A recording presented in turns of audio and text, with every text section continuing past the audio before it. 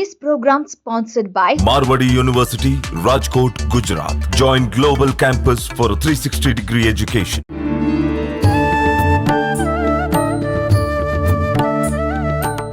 నమస్కారం, welcome to I dream. ధర్మ మార్గం కార్యక్రమానికి స్వాగతం. నేను మీ విజిత. ప్రస్తుతం మనతో పాటు ఉన్నారు శ్రీ విద్యా ఉపాసకులు. గత కొన్ని సంవత్సరాలుగా ఎంతో మందికి ఉపాసన శిక్షణ ఇచ్చిన వారు శ్రీ శ్రీ శ్రీ గురు కరుణామయ్య గారు. ఇప్పుడు గురుగారితో మాట్లాడి మరిన్ని విషయాలు తెలుసుకుందాం. నమస్కారం గురుగారు. శ్రీమాత్రే నమః.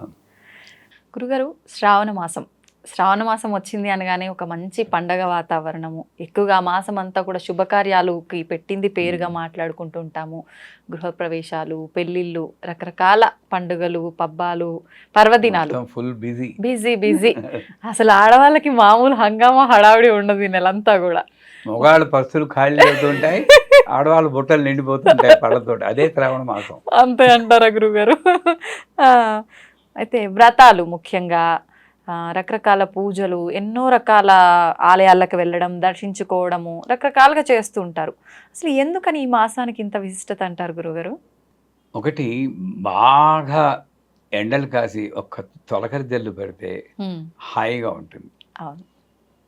బాగా ఆకలేసి మంచి పంచపక్ష పరిమాణాలతో భోజనం పెడితే హాయిగా ఉంటుంది. ప్రాపంచికం. ఆధ్యాత్మికంగా చూస్తే దీని ముందు వచ్చే మాసం శూన్యమాసం. అది డ్రైగా ఉంటుంది. శివరాత్రి తర్వాత పెద్ద బిజీ ఏమి ఉండదు మనకి. ఒక ఉగాది వస్తుంది మధ్యలో, అది ఒక రోజే. మధ్య మధ్యలో ఏం పెద్దగా రావు. శ్రీరామనవమికి వస్తుంది, అక్కడక్కడే వస్తాయి. కానీ శ్రావణ మాసంలాగా ప్రతి మంగళవారం పూజే, శుక్రవారం పూజే. అది శ్రావణ మాసం మధ్య మధ్యలో కృష్ణుడు వస్తూ ఉంటాడు, మధ్య మధ్యలో వరాహ జయంతి అంటారు, హయగ్రీవ జయంతి అంటారు. ఆ రకంగా మొత్తం ఒక ఆధ్యాత్మిక వర్షం లాగా ఆ చైతన్యం కురుస్తుంది కదా. అందుకు శ్రావణ మాసం అంత విశిష్టత అంటారు. ఇంకోటి, ఏ పేరులోనైనా విశిష్టత ఉంటుంది. శ్రావణం అన్న పేరు శ్రవణంలో వచ్చింది. అది వేదానికి సంబంధించింది. వేదం అందుకే అపౌరుషేయం, వినదగిందే కానీ చదివిది కాదంటారు. విని నేర్చుకోవాలి.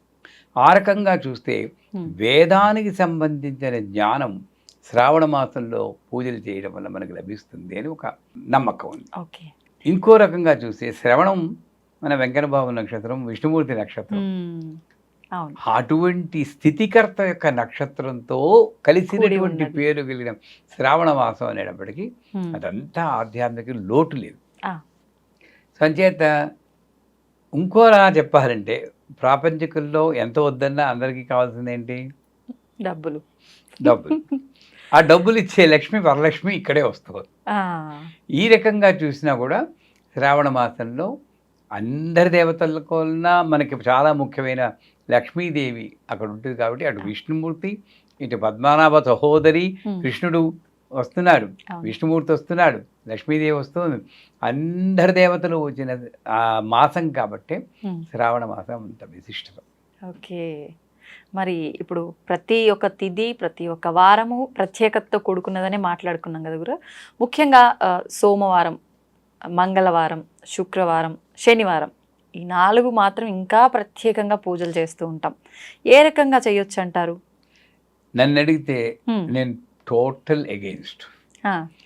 ఏ రోజు భగవన్నామని చెప్పుకుంటావో ఆ రోజు అంతా కూడా విశిష్టతే. ఓకే, ఈవేళ బుధవారం అనుకోండి, శుక్రవారం చాలా మంచిది, శుక్రవారం పూజ చేయమంటాను. గురువారం టపిమంటే ఏ రోజు గ్యారంటీ కాదు. అంచేత కాకపోతే కహీలక్ష్మీం హసకహలక్ష్మీం పగలక్ష్మీం పంచదశి మంత్రం. ఒక్కొక్క రోజుకి ఒక్కొక్క దేవత ఉంటుంది, ఎనర్జీ, అధిష్టాన దేవత. అలాగా కొంతమంది దేవతలు అధిష్టానంగా ఉన్నటువంటి ఆ రోజుని మనం పూజలు చేస్తే ప్రకృతి నుండి సపోర్ట్ ఎక్కువ వస్తుంది, మనకి ఫలితం బాగుంటుందని శాస్త్రంగా చెప్తుంది. ఆ రకంగా కొంచెం విశిష్టత ఉండదు. కానీ సోమవారం శివుడిది, శనివారం వెంకటబాబుది, శుక్రవారం లక్ష్మీదేవి, ఈ డివిజన్ మనం చేసుకున్నాం. అందరి దేవతలు ఒకడు, ఒకే దేవత పలు రూపాల్లో నన్ను రక్షిస్తుంది అన్న సిద్ధాంతమే సత్యం, శుద్ధ సత్యం. ఈ మధ్యలో ఈ శివుడు వేరు, విష్ణుమూర్తి వేరు, పార్వతీదేవి వేరు, లక్ష్మీదేవి వేరుని ఒక వెరైటీగా మనం భావిస్తున్నామే తప్పితే అన్నీ కలిపి ఈ శ్రీచక్రంలో బిందు స్థానంలో ఉన్న సర్వానందమయ చక్ర స్వామి ఆ దేవత ఉంది కదా ఆవిడే. అంచేత శ్రావణ మాసంలో ఇవన్నీ వదిలే వెంకటేశ్వర స్వామి కాబట్టి విష్ణుమూర్తి యొక్క ఇంకొక అవతారం కాబట్టి శనివారం నాడు వెంకటేశ్వర స్వామి పూజ చేస్తే మంచిది. రైట్. శుక్రవారం నాడు మన లక్ష్మీదేవి ఎలాగా ఉన్నారు. మంగళవారం నాడు మంగళగౌరీ దేవత కొత్తగా పెళ్ళైనటువంటి పెళ్లి కూతుళ్ళకి చాలా మంచిది అంటారు. నిజానికి చెప్పాలంటే గౌరీ పూజని పెళ్లిళ్ళలో చేస్తూ ఉంటారు. అవును గురుగారు. నమ్మకం ఉందా? ముహూర్తానికి ముందు అమ్మాయిని కొంతమంది బుట్టలో కూర్చోబెట్టి తెస్తూ ఉంటారు. మా పద్ధతుల్లో చేస్తాం. ఏది ఏమైనా ఆ గౌరీ పూజ ఎందుకు చేస్తారు? దంపత్ అభివృద్ధ్యర్థం మన మంత్రతో కంకణం కడతారు తోరం అమ్మాయికి. ఆ గౌరీ సంసారాన్ని రక్షిస్తుంది, ఆ శక్తి ఇస్తుంది. అన్ఫార్చునేట్లీ ఈ రోజుల్లో నేను చెప్తూనే ఉంటాను, 9 గంటలకి ముహూర్తం అయితే మనం గౌరీ పూజ 6 గంటలకు మొదలెట్టుకోవాలి. ఒక గంట చెయ్యాలి. లలితా సహస్రనామం చదవాలి. అందరు ముత్తైదువుల్ని పిలవాలి. వాళ్ళందరూ కలిపి ఆ పూజలో పాల్గొని ఆ అమ్మాయికి బొట్టు పెడితే వీళ్ళ సౌభాగ్యం అంతా కలిపి ఆ బలం, సౌభాగ్య బలం, మాంగళ్య బలం అంటారు, ఆ మాంగళ్యానికి బలం చేకూరుతుంది. అంత ట్రెడిషనల్ వాల్యూతో కూడినటువంటి గౌరీ పూజని మన వాళ్ళు ముహూర్తానికి అరగంట ముందు మొదలెట్టి ఏదో తూతూ మంత్రాలతో కానిచ్చేసి పద పద పద పద అని తీసుకెళ్తారు హడావుడిగా. మరి అదే వాళ్ళు 2 గంటలు ఫోటో షూట్లు తీసుకుంటారు. ఒప్పుకుంటారా? నిజమే గురుగారు. ఇది ఒక కారణం, బలమైన కారణం. వివాహ వ్యవస్థ చిన్నాభిన్న అవడానికి కూడా ఇది ఒక కారణం. సో ఎనీవేస్ ఆ గౌరీ మరి పెళ్ళి అయ్యాక ఆ పెళ్లి కూతురికి శ్రావణ మాసంలో మొట్టమొదట సంవత్సరం, ఇది 5 సంవత్సరాలు చేయాలంటారు కానీ అట్లీస్ట్ మొట్టమొదటి సంవత్సరంలో మంగళగౌరీ వ్రతం అని చేస్తారు. ఇది పెళ్ళి అయిన వాళ్ళే చెయ్యాలి అంటారు. నన్ను అడిగితే పెళ్ళి అవని వాళ్ళు అదే మంగళగౌరిని కాత్యాయిని అని పేరుతో పిలిచి, అమ్మ నాకు మంచి భర్త దొరికితే చూడు. దేవత ఒక్కళ్ళేనర్రా, మనం కన్ఫ్యూజ్ అయిపోతున్నాం కానీ దేవత ఒక్కళ్ళే. అదే మంగళవారం నాడు పెళ్ళి అవని వారు కాత్యాయిని అన్న పేరుతో పూజ చేయండి శ్రావణ మాసంలోనే. అంతేగాని వీళ్ళే పూజ చేయాలి, వీళ్ళు పూజ చేయకూడదు, ఇలాగా సందేహాలతో కొట్టుకుంటున్నాం. మంగళగౌరి వ్రతం ఇలా చేసుకుంటూ పోతే శుక్రవారం నాడు చేసే పూజే ఏం పూజ? వరలక్ష్మి పూజ. సౌభాగ్య లక్ష్మీ బారమ్మ చాలా ఇష్టం. వాళ్ళందరినీ చూస్తే మాకు కూడా కనువిందు ఈ శ్రావణ మాసం. మగవాళ్ళకు కూడా చక్కగా అలంకారాలు కట్టుకుని గలగల పట్టుచీరలు నగలు గలగల్లాడుతూ మంగళకరంగా కనిపిస్తారు అందరూ, ఆడవాళ్ళందరూ దేవతా స్వరూపులు. సో ఆ శ్రావణ మాసంలో పౌర్ణమి ముందు వచ్చేది శుక్రవారం నాడు అన్నారు. ఇక్కడ కూడా నేను శాస్త్రం మీద నాకు గౌరవం ఉంటే న్యాయంగా ఆ రోజే చేయాలి. పౌర్ణమి నుండి వచ్చే శుక్రవారం. వీళ్ళు దాన్ని అమెండ్ చేసి ఏదో ఒక రీజన్ చెప్పి ఏ శుక్రవారం పర్వాలేదు అన్నారు. నన్ను అడిగితే అన్ని శుక్రవారాలు వరలక్ష్మి వ్రతం చేసుకోమంటాను ఓపిక ఉంటే. అది కరెక్ట్ పద్ధతి. ఏదో ఒక శుక్రవారం చేయడం అనేది అంత మంచిది కాదు. శ్రావణ శుక్రవారం పౌర్ణమిని వచ్చే శుక్రవారం చేయలేదు సరే, మిగతా 3 శుక్రవారాలు చేయండి. అంటే శ్రావణ మాసంలో లక్ష్మీదేవిని పూజ చేయడం భాగ్యం. శ్రావణ మాసంలో వచ్చే శుక్రవారం నాడు, శుక్రవారం నాడు పూజ చేస్తే శుక్రుడు భోగకారకుడు. ఏ సంసారం ఇంతున్నా డబ్బు ఇంతున్నా 10 రూపాయలు ఉంటే 10 రూపాయలు అనుభవించే భోగమే భాగ్యం. ఆ 10 రూపాయల్లో 9 రూపాయలు అనుభవించి ఇంకొక రూపాయి దానం చేస్తే అది సౌభాగ్యం. రెండింటికి అంత తేడా ఉంది. ఈ రెండింటిని ఇచ్చేటటువంటి తల్లి వరలక్ష్మీదేవి. ఆవిడ్ని మనం ఈ శ్రావణ మాసంలో పూజ చేస్తాం. చూడండి ఎంత విశిష్టత ఉందో నిజంగా. అయితే ఇప్పుడు గురుగారు మీరు అన్నట్టుగా 3 వారాలు చేయకుండా ఒకటే వారమే చేస్తుంటారు. మళ్ళీ ఆ ఒక్క వారం కూడా వీలు పడని వాళ్ళు ఏదో ఒక వారం చూసుకొని పెట్టుకుంటారు. అలా చేయొచ్చు అంటారా?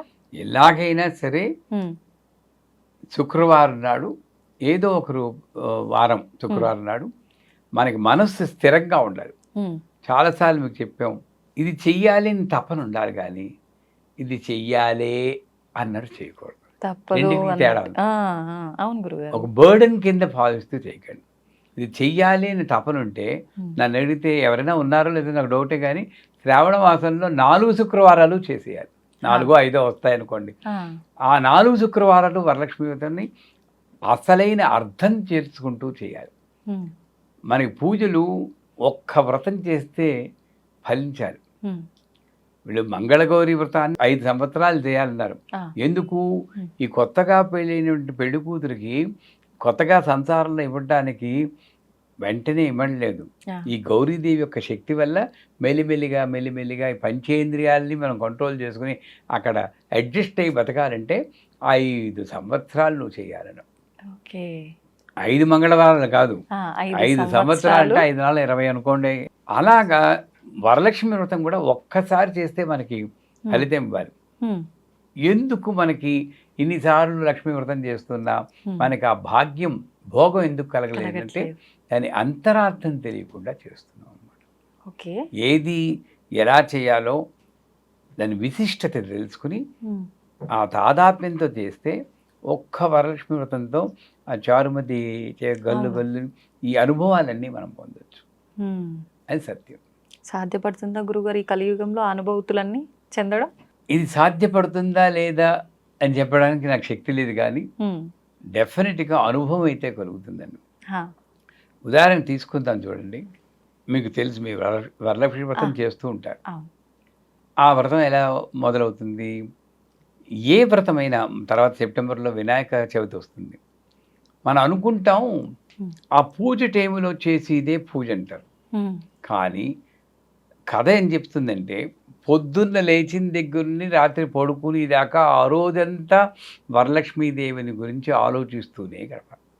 అది ఫస్ట్ ప్రిన్సిపల్ చేయాల్సింది. సో ఆడవాళ్ళందరూ కూడా వరలక్ష్మి వ్రతం చేయాలంటే పొద్దున్నే లేవగానే మంచం మీదే ఓం శ్రీం హ్రీం శ్రీం కమలే కమలాలయే అని మంత్రం కానీ, లేదా లక్ష్మీ క్షేత్రముద్రాంతనయం శ్లోకం కానీ, హ్రీం మహాలక్ష్మి అయిన మంత్రం కానీ, పళ్ళు కూడా తోకోడు, ఆ మంచం మీద చెప్పాలి. అవునా గురుగారు? భయమేస్తుందా? పళ్ళు ఇప్పుడు అమ్మవారి ఆధ్యాత్మిక మార్గంలో వెళ్ళాలి, పూజల్లో పాల్గొనాలి అని అంటే ఖచ్చితంగా మనం శుభ్రంగా ఉండాలి. ఒక ఎగ్జాంపుల్ చెప్తాను. మీరు ఇన్ని భక్తి కార్యక్రమాలు అందరికీ చెప్పిస్తున్నారు, సంఘంలో ఎంతో కొంత మార్పు తెస్తున్నారు. సో విజిత అంటే ఆ లక్ష్మీదేవికి చాలా ప్రేమ వచ్చేసింది. మీరు రేపు పడుకుంటారు, ఇలా పడుకోగానే రేపు పొద్దున్నే శ్రావణ మాసంలో తడుతుంది, అమ్మ విజిత నేనే లక్ష్మీదేవిని నేను అనుగ్రహించడానికి వచ్చాను. ఇప్పుడు ఎక్స్క్యూజ్ మీ పడుదోకుని వస్తానంటారా? చెప్పండి. అస్సలు మరి పడుదోకునండి, ఈ లోపల ఆవిడ పోతుంది. మరి అదే మరి అప్పుడు లేని లాజిక్ ఇప్పుడు ఎందుకు వచ్చింది మీకు? అమ్మో, అప్పుడు అమ్మవారిని ఎలా కాదంటాం గురుగారు ముందు ప్రత్యేక. ఎందుకంటే ఇక్కడ లేదని మీకు చాలా నమ్మకం కాబట్టి తీరుబడిగా పడుతోతున్నాం అంతే. అక్కడ అమ్మ వచ్చేసింది నమ్మకం ఉంది కాబట్టి పడుదోకు కూడా నేను చెప్పగలను. ఓకే, ఇక్కడ తోవడం కాదు, ఇక్కడ తెలవాలి. అంటే అక్కడే చెప్పేసి స్నానపు గదిలో కూడా అమ్మవారి శ్లోకాలు చెప్పుకుంటూ ఓం నమో భగవతే వాసుదేవాయ. ఏ పతివ్రతకైనా భర్త పేరు చెప్తే ఇంకా పొలగించిపోతుంది. లక్ష్మీదేవి వాసుదేవుడి పేరు చెప్తే ఇంకా పొలగించిపోతుంది. అదే ఓం నమో భగవతే వాసుదేవాయ మంత్రంతో స్నానం చేయండి. మీ వరలక్ష్మి వ్రతం స్టార్ట్ అయిపోయింది, అప్పుడే మంచం మీద అయిపోయింది, ఇదైపోయింది. తర్వాత పూజ గదికి వస్తారు. ఈ వంట వండుతున్న ప్రసాదాలు 9 నైవేద్యాలు చేస్తారా, 1 నైవేద్యం చేస్తారా, అది కూడా నేను డిబేట్లోకి వెళ్ళను. వాళ్ళు 9 నైవేద్యాలు చేయాలి, ఇన్ని నైవేద్యాలు చేయాలంటారు. ఎందుకంటారు? నేను ఇంతే నైవేద్యం చేస్తే ఆ నైవేద్యం కాస్త నేను తినేస్తాను, ఇంకోటి పంతను. నేను 9 నైవేద్యాలు ఇంత చేస్తే 10 మందికి పంచడం కోసం అందరికీ పంచిదే మహానైవేద్యం.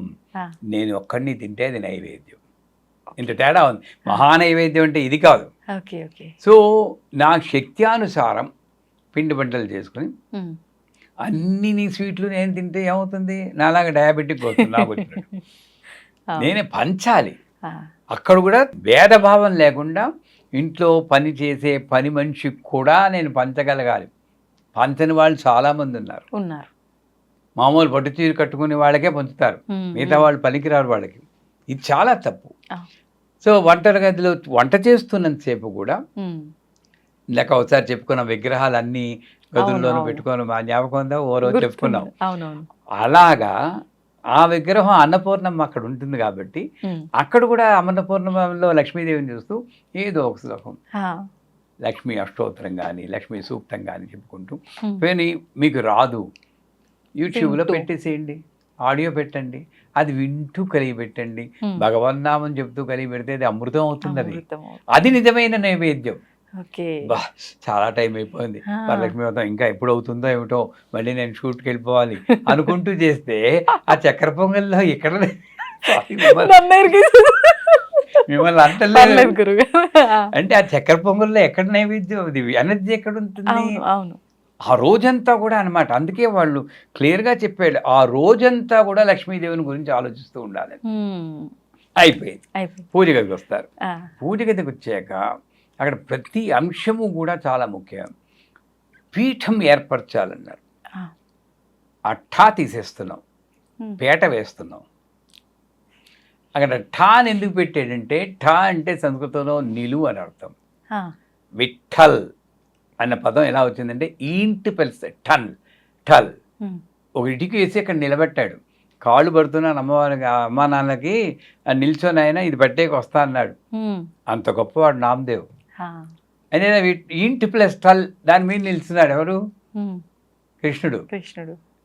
అంచేత విఠల్ అయింది అది. అంటే ఠ అంటే అక్కడ పీఠం స్థిరంగా. ఎప్పుడు పీఠం అవుతుంది? మీరు వేసేది పీట వేసినా హ్రీం మహాలక్ష్మే నమః, హ్రీం మహాలక్ష్మే నమః, హ్రీం మహాలక్ష్మే నమః ఆ చిన్న మంత్రం చదువు. అది చెప్తే వెంటనే నాకు కమెంట్లో వస్తాయి, హ్రీంకారం నేను చెప్పచ్చా అండి? చెప్పచ్చా గురుగారు? ఇంకోళ్ళు నేను తిట్టచ్చా అండి అని ఎవరు ఎందుకు అడగండి? మంచి చేయమంటే అది చెప్పచ్చా అండి అంటారు. ఇంకోళ్ళని తిట్టచ్చా అండి ఎందుకు ఎవరు? చెడు మాత్రం మీరు చేసేస్తున్నాం, మంచి చేస్తూ చెప్తుంటే వినిపించుకోవట్లేదు, అందరూ చెప్పచ్చు. హ్రీం అనేది హృలేఖా బీజం. అంటే ప్రతి ఒక్కళ్ళు హ్రీం మహాలక్ష్మి అని అనుకుంటూ ఆ పీట వేయండి. దాని మీద ఒక గట్టి అంచుగల వస్త్రాన్ని పరచాలంటారు. అక్కడ కూడా స్పెసిఫికేషన్ చెప్తారు. గట్టి అంచు అంటే నమ్మకం, మొక్కవోని నమ్మకం. అంతేగాని ఇన్ని సంవత్సరాలు చేస్తున్నాను అయినా ఏమీ రావట్లేదు అనుకుంటూ నీరసపడుతూ కొంతమంది మన క్వశ్చన్లోనే వస్తుంటాయి. అది గట్టెంచే, అసలు అంచేలేదు, పోగులే లేవు దానికి. గట్టెంచి అంటే భగవంతుడి మీద ఉన్న నమ్మకం. ఈ మాత్రం భాగ్యం ఇచ్చింది. ఎంతమందికి దొరుకుతుంది పూజ చేసుకుని భాగ్యం? ఆ వంద తర్వాత కండిషన్ పెడతాడు, ఆ వస్త్రం కనబడకుండా అంత బియ్యం పోయాలి. అంటే ఏమిటి? వస్త్రం మాయ అయితే మాయని కప్పేసే భక్తి నాకుండా. ఒక్కొక్క బియ్యపు గింజ ఒక్కొక్క భక్తి బియ్యం. అక్కడ కూడా మన వాళ్ళు కొంతమంది ఉద్దండులు అది ఇంకోళ్ళకి ఇచ్చేది కానీ రేషన్ బియ్యం వేసుకుంటారు. అవునా? మనం తినడానికి బాసుమతి, పక్క వాళ్ళకి రేషన్. తప్పేనా? ఇంకా వరలక్ష్మి ఏముంటుంది అక్కడికి? ఉన్నది కలశమే, ఏమీ లేదు అక్కడ. అంటే మంచి బియ్యం పోసి ఆ వస్త్రం కనబడకుండా అంత భక్తిగా ఒక్కొక్క బీజంతో ఒక్కొక్క మంత్రం చెప్తున్నట్టు అంత అన్నిసార్లు చెప్పుకుంటాం.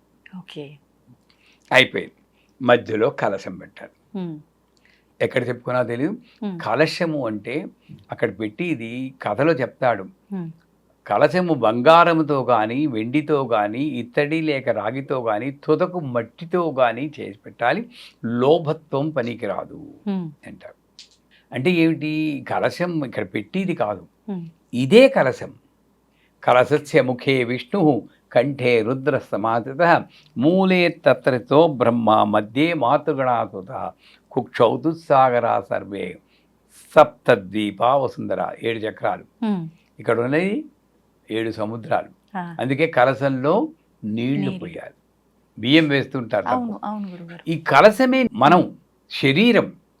ఆ శరీరంలో ఉన్న ప్రాణశక్తే నీళ్లు. నీళ్లుంటే సరిపోతుందా? అందుకే ఒకసారి ఎక్కడో ఆధ్యాత్మికంలో పెద్ద ఆయన అంటారు, నడిచే శవాలు, పెద్ద అంటే శంకరాచార్య చంద్రశేఖర సరస్వతి, నడిచే శవాల్లా ఉండకూడదు, శివాల్లా ఉండాలని. ఒత్తి ప్రాణం మాత్రం ఉంటే నడిచే శవం. అందువల్ల దాంట్లో ఉండాల్సిన గంధ పుష్ప అక్షతలు వేయమన్నాడు. జ్ఞానం, గంధం అంటే అసోసియేషన్. ఇది వేస్తూ గంధాన్ని పట్టుకుని అమ్మ నాకు లోపల బయట కూడా మంచి అసోసియేషన్, లోపల ఆలోచనలు మంచిగా ఉండాలి, బయట జనాలు నా చుట్టాలు స్నేహితులుగా మంచిగా నన్ను సన్మార్గంలో నడిపించేటట్టు అంత ధ్యానం చేస్తూ వేయాలి.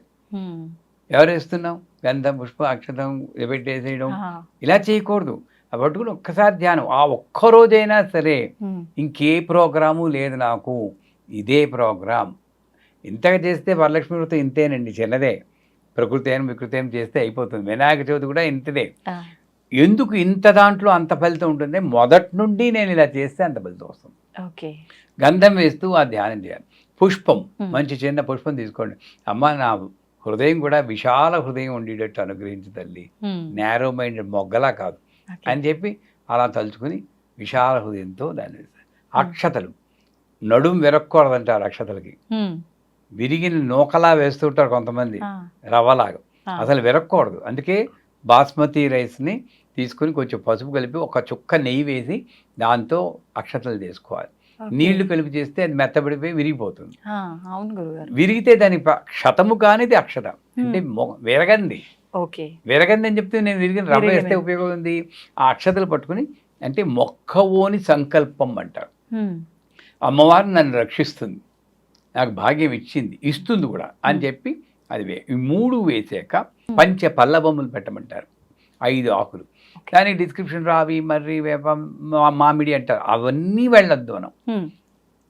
ఎప్పుడు దొరికి 5 మామిడి ఆకులు కానీ 5 తమలపాకులు కానీ తిరగేసి పెట్టాలి ఆ కోసం పైకి వచ్చేటట్టు. అదే 5 ఇంద్రియాలకు సంకేతం. కూడా మనమే అక్కడికి వస్తున్నాం. ఇక్కడ ఉన్నదే దేహము, ప్రాణము, వాసనలు, ఆధ్యాత్మిక వాసనలు, ఇంద్రియములు వచ్చాయి. దీని మీద ఒక కొబ్బరికాయను పెట్టాలి. ఇక్కడ కూడా పీచు తీసేయాలా, పీచు ఉంచాలా, రెండూ కరెక్టే. పీచు తీసేది కరెక్టే, పీచు తీయకపోవడం కరెక్టే. నేను పీచు తీయను, కానీ తీసేవాడు తీస్తే 3 కన్నులు కనబడతాయి. ఆ కళ్ళు కనబడడం కోసం తీస్తారు వాళ్ళు. మూసుకుపోయి కళ్ళు కనపడడం అంటారా? నేను పీచుంటే అందంగా కనపడుతూ కాస్త రవికలు బాగా పెట్టద్దని నేను. రెండూ కరెక్టే. వాళ్ళది తప్పు కాదు, నాది తప్పు కాదు. ఎంత ముఖ్యమైందంటే ఆ కాయకి ఎక్కడ బొల్లి లేకుండా పూర్తిగా పసుపు రాయాలి. ఇంత తీసుకోవడం, ఇలా పులివేయడం అలా చేయకూడదు. బాగా దట్టంగా పసుపు సౌభాగ్యం బాగా నిండా పెట్టి కళ్యాణ తిలకం దిద్దా. మీకు 2 అమ్మాయిలు అన్నారు కదా, ఆ దిద్దుతూ అమ్మా నా పిల్లలకి మంచి భర్త, ఎప్పుడు కళ్యాణ వయస్సు వస్తుందో అప్పుడు మంచి భర్త లభించేటట్టు నీకు కళ్యాణ తిలకం దిద్దుతున్నాను కదా, వాళ్ళకు కూడా కళ్యాణ తిలకం దిద్ది యోగ్యతను నాకు కల్పించు. చూడండి ఎంత ప్రార్థన చేసుకోవచ్చు అనుకుంటూ కళ్యాణ తిలకం దిద్దా. అది ఆత్మ సంఖ్య. దీని మీద మన సమోసాలాగా మడత పెట్టి చేస్తారు కదా, సమోసా మడుపు, ఆ మడుపు అలా మడిచి రవికుంటని వెంటనే సమోసా మీద పోతుంది దృష్టి. అలా మడిచేసి అమ్మవారికి ఆ వస్త్రాన్నిలాగా పైన పెడతాం. అదేంటే ఒక రూపు వస్తుంది అనమాట.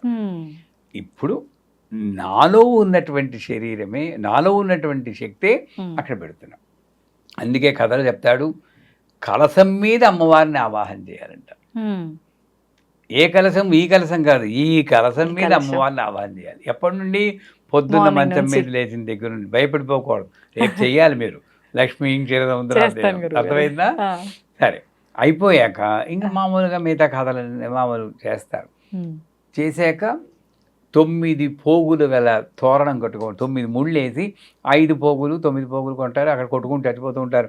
అది ఇది కరెక్ట్, ఇది కరెక్ట్, ఏదో ఒకటి 5 పోగులనే వేసి 9 ముళ్ళు వేసి కట్టుకోండి. ఎందుకు? నవయోన్యాత్మక శరీరం, నవరంధ్రాలతో నవమాసాలు చెరబడి నవరంధ్రాలతో భూమిపై దిగబడి మానవ శబ్దంలో ఉన్నటువంటి నవశబ్దాన్ని జోడించి మనం ఉన్నాం. నవ అన్నదానికి అందుంది. అందుకు ఆ 9 గ్రంథులు ముళ్ళు వేసి, ఇవన్నీ గ్రంథి అంటే ఏమిటి? ఈ కాస్మిక్ ఎనర్జీ ఫ్లో అవ్వకుండా ఉండే అడ్డు. మనకి 3 చెప్పారు లలితా సహస్రం, బ్రహ్మగ్రంథి, విష్ణు గ్రంథి, రుద్రగ్రంథి. 3 కాదు ఇంకా 6 గ్రంథులు యాడ్ చేసి నాలో ఉన్న అడ్లు, అవి ఆ అడ్లకి అధిష్టాన దేవత ప్రథమ గంధిము కమలాయనమ ఏదో మంత్రాలు ఉంటాయి.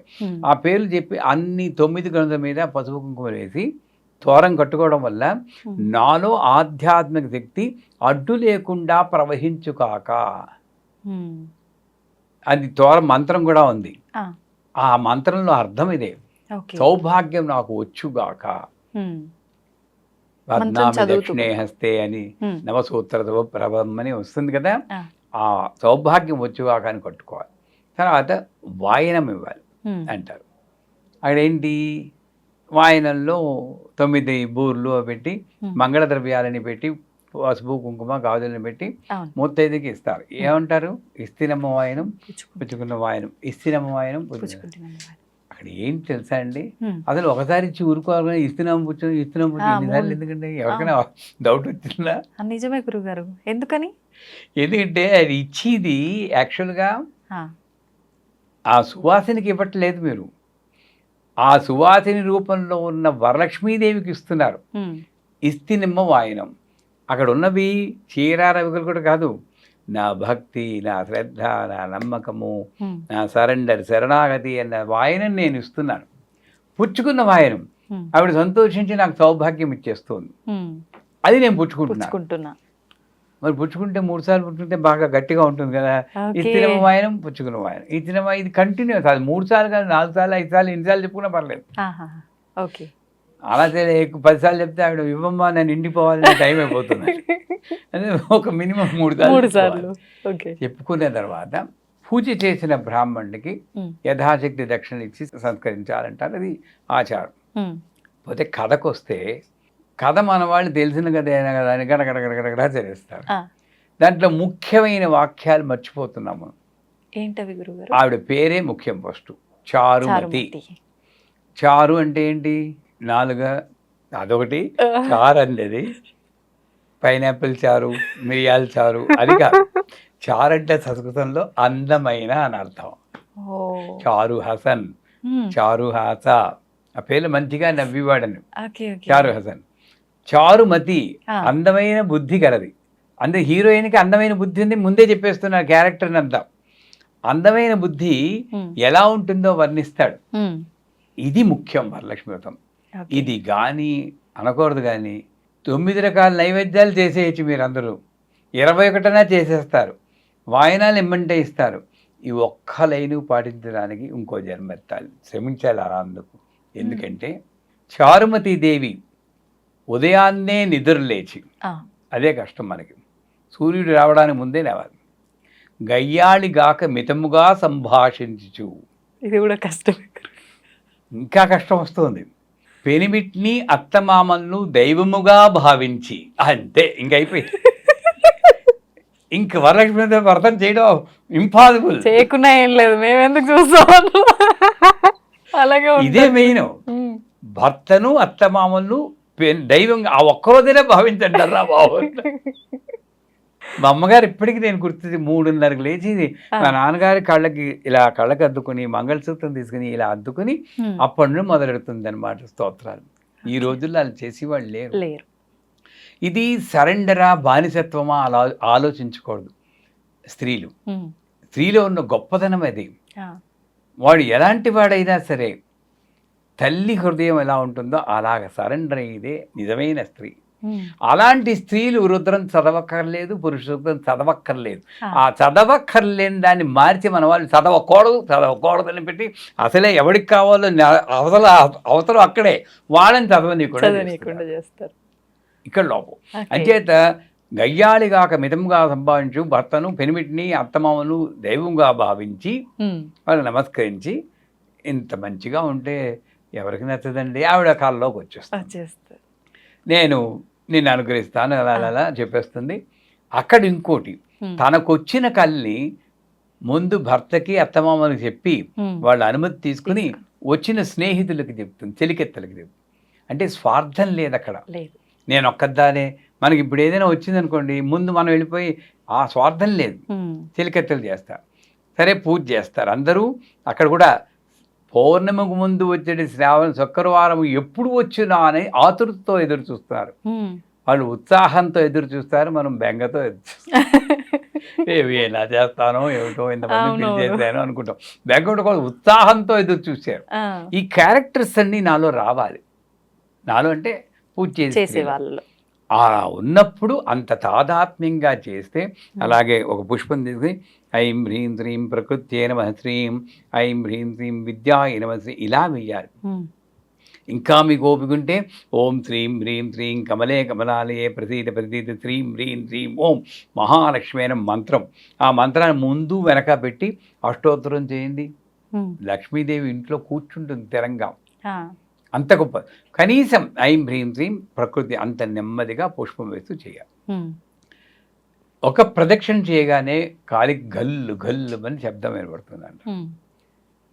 మనకి ఎందుకు గల్లు గల్లు శబ్దం రాదు, కేళ నొప్పులు వస్తున్నాయంటే మనకి అంతరార్థం గ్రహించటం లేదు, లిటరల్ మీనింగ్ తీసుకుంటున్నాం. వాళ్ళకు వచ్చేయ అంటే అది కాలంలో జరిగింది, అది వేరే విషయం. మన ఎసెన్స్ తీసుకుంటే ప్రదక్షిణానికి మంత్రం ఏంటి? ఆత్మ ప్రదక్షిణ త్రయ నమస్కారాన్ని సమర్పయాం అంటే 3 సార్లు ఆత్మ ప్రదక్షిణ చేయాలి. గిరగిరా ఇలా తిరగడం కాదు. ఇక్కడ నుండి పైకి కుండలిని శక్తి మూలాధారం శాస్త్రానికి వెళ్ళి మళ్ళీ మూలాధారానికి వస్తే ఒక ప్రదక్షిణ. అంటే నిజంగా యోగ మార్గంలో నన్ను నేను పరిశీలిస్తూ నేను నడిచి జీవన దారి సరిగ్గా ఉండాలి అనేది ఆత్మ విచక్షణ, సెల్ఫ్ ఎవాల్యుయేషన్ అది చేసుకోవాలి. అది మొదటి ప్రయోగం. అలా చేస్తే గల్లు గల్లు అని గజ్జలు కాదు, ఇదేముంది రేపు పొద్దున పారేస్తాం. ఇది అనాహత అనుసంధానం కరిష్యే అంట. లోపల ఉన్న అనాహత శబ్దం వినిపిస్తుంది, ఓంకారం లాగా. అంత హై లెవెల్ ఇప్పటికీ ఉంటుంది. ప్రాణఘోష అని మనకి వినబట్టం లేదు, ఆ శబ్దం వినబడింది. ఇకపోతే 2వ ప్రదక్షిణ చేస్తారు. ఒంటినింత దగద్దగాయమైన ఆభరణాలు వస్తాయండి. మనం చూసుకుంటే ఏముండవు అక్కడ. ఏంటి ఆభరణం? ఆభ అంటే కాంతి. సో మన అంగాలు ఏ పని ఏది చేయాలో అది చేస్తే అది ఆభరణం కిందే లెక్క. నాలుక ఎప్పుడు ఒక రోజులో మేజర్ పోర్షన్ భగవన్ నామని చెప్పాలని అప్పటి శాస్త్రం. ఇప్పుడు కనీసం 5 నిమిషాలు చెప్పండి అని మొత్తుకుంటుంది అమ్మ. అందుకే బిల్వమంగడు ఆ రోజుల్లో రాశాడు, జిహ్వే రసజ్ఞే మధుర ప్రియత్వం సత్యం హితన్వా పరమం వదామి అవర్ణయేదా మధురాక్షరాణి గోవింద దామోదర మాధవేది. అంటే రసమెదిగిన నాలుక అది ఇది మాట్లాడి ఎందుకు నీ జీవితాన్ని వ్యర్థం చేసుకుంటావు? 3 పదాలు ఉన్నాయి, గోవింద దామోదర మాధవ. 3 పదాల్లో ఒక్క పదం చెప్తే నీ జన్మ చరితార్థం అవుతుంది. ఒక నాలుగుకి అంత వాల్యూ ఇచ్చాడు విలువంగళ్ళు. ఈ దేహాన్ని ఎంత ఉపయోగిస్తున్నాం? పొద్దున్న లేతే ఏమని అరుస్తూ ఉంటాం కదా. ఇలా అరవకుండా నాలుకని కొంత భాగమైనా సరే అమ్మవారి స్తోత్రమో ఏదో స్తోత్రం, ఇది ఆభరణం. ఇలాగ ప్రతి ఇస్తూన చెయ్యి ఆభరణం. ఇది గాజులు. ఇస్తూన చెయ్యి ఎప్పుడు వింటున్నది, ఇది దుద్దులు. ఇలాగా ఆలోచిస్తే ప్రతిదీ ఆభరణమే. అటువంటి ఆధ్యాత్మిక చైతన్యం వచ్చింది. 3వ ప్రదక్షిణ చేస్తారు. వాళ్ళని ఇళ్ళకి తీసుకువెళ్ళడానికి గుర్రాలు ఏనుగులు పూల్చిన బంగారు రథాలు వస్తాయంట. అంటే స్త్రీలందరికీ అది స్వార్థం అని అన్నం, భర్త కన్నా ముందు వెళ్ళిపోవాలనుకుంటారు అందరూ. అంటే ఇది ఒక రకంగా ఏంటంటే మన సమాజం భర్త లేని స్త్రీని అంత లోకుగా చూస్తుంది కాబట్టి ఆ స్థితి అంటే భయం. వీళ్ళని తప్పుపట్టను, సమాజాన్నే తప్పుపడతాను, భయంకరంగా చూస్తారు వాళ్ళు. మానవత్వం లేదు ఈ స్త్రీలకే. మళ్ళీ ఇదే స్త్రీయే అవునా అంటే ఒప్పుకుంటారు. ఆ స్థితి నాకు రాకూడదని భయపడుతుంది అంతేగాని ధూమావతి అనే దేవత కూడా ఆవిడే. అంచేత ఇళ్ళకి తీసుకెళ్ళడానికి గుర్రాలు ఏనుగులు పులిచిన రథాలు చేయంటే సౌభాగ్యవతిగా భర్త ఒళ్ళో తలపెట్టుకుని దైవనామస్మరణ చేస్తూ హాయిగా వెళ్ళిపోయే సౌభాగ్యం వస్తుంది. ఇది రథం. అది బహు మందికి వస్తుంది. అటువంటి సౌభాగ్యాన్ని ఇచ్చేటువంటి వరలక్ష్మి వ్రతం ఈ చెప్పిన విధంగా మనం ఇక మీదట వచ్చి శుక్రవారం నాడు ప్రతి స్త్రీ చేయగలిగితే కొంత కాబట్టి కొంత అర్థం చేసుకుంటూ ఆ భావనతో చేస్తే తర్వాత ఇది అయిపోగానే వాయినాలు ఇస్తారు. ఆ వాయినాలు ఇచ్చేటప్పుడు కూడా బుట్టలో బత్తాయి పళ్ళు పెట్టుకుని ఉసురు ఉసురుమంటూ మెట్లెక్కి వెళ్తారు. ఏం లాభం? ఆడికి వెళ్ళాక ఆ స్త్రీకి కాళ్ళకి పసుపు రాస్తున్నప్పుడు అమ్మవారి కింద భావించి రాయాలి. ఆవిడ మాట్లాడకుండా ఉండమన్నారు ముందే. ఓకే. ఇలా కూర్చోవాలి విగ్రహంలాగా. గంధానగానే వీళ్ళు ఇలా అంటూ ఉంటారు. ఏముంది అక్కడ? అవేర్నెస్ ఎక్కడ ఉంది? అరటిపండు దగ్గర నో అంటూ ఉంటారు. ఇంక సువాసన దేవతారూపం ఎక్కడుంది? అమ్మలక్కలాగా ఉంటారు. అలా కాకుండా అమ్మ నువ్వు దేవతని పరిస్థితి దేవతలా నా ముందు అని గంధం మెల్లిగా రాయాలి. అరటిపండు తీసి కింది పెదవికి ఇలా తగిలించాలి. ఇది కరెక్ట్. తినిపించేసేయకూడదు. ఆ పువ్వులని చెప్పి వాడు కరెక్ట్గా ధ్యానం ఉంటే మీరు ఇలా పీకేసి హింస పెట్టేది దాంట్లో దొరుకుతుంటారు. ఏమిటి అంత తెలీదు. ఆ పువ్వులు తీసుకెళ్ళి ఒళ్ళో పెట్టాలి. వస్త్రాలు ఒళ్ళో పెట్టాలి. చివరగా ఇక ఏ మాటలు మాట్లాడకూడదు. పశువు రాస్తున్నా మీ అబ్బాయికి పెళ్లి కుదురుతుందా, మీ అక్కడ తీస్తుంది, చీర బాగుంది అంటారా లేదా? నేను తప్పట్టకండి నన్ను ఇలాగే చేస్తున్నారు. అందుకే వరలక్ష్మి వ్రతాలు ఉత్తిన నామకే వస్తాయి. ధ్యానంతో హ్రీం మహాలక్ష్మి హ్రీం మహాలక్ష్మి ఆవిడ చేయాలి, ఈవిడ కూర్చోవాలి. చివరిగా ఒళ్ళో అమ్మవారి ఒళ్ళో తలబెట్టి మంత్రసిద్ధిర్భూయాత్ అనే మంత్రం. మంత్రసిద్ధిర్భూయాత్ అంటే నేను ఏ స్తోత్రం చెప్తున్నానో అది ఫలించేటట్టు అనుగ్రహించు తల్లి. పోనీ సంస్కృతం రాదు, తెలుగులో చెప్పండి. ఈనాడు పూజ చేస్తున్నానమ్మా, అది ఫలించేటట్టు అనుగ్రహించు తల్లిని అమ్మని పట్టుకున్నట్టు అలా పట్టుకుని తలపెట్టాలి. ఇది సువాసిని పూజ. చేయమని అందరు నేను ఈసారి చేస్తాం గురుగారు. ఒకసారి ఇలా చేస్తే వరలక్ష్మీదేవి అంటే అష్టలక్ష్ములతో కూడిన మహాలక్ష్మి మన ఇంట్లో ఉంటుంది, అందులో సందేహం లేదు. తప్పకుండా ఈసారి మీరు చెప్పినట్టుగానే పాటిస్తాము, చేస్తాం గురువుగారు. నెక్స్ట్ టైం మీరు వచ్చిన తర్వాత మాట్లాడుకుందాం. ధన్యవాదాలు గురుగారు. నిజంగా చాలా మంచి విషయాలు ఎంతో అర్థవంతంగా మా అందరికీ అర్థమయ్యి మేమందరం విని పాటించే విధంగా చెప్పారు. ధన్యవాదాలు గురుగారు.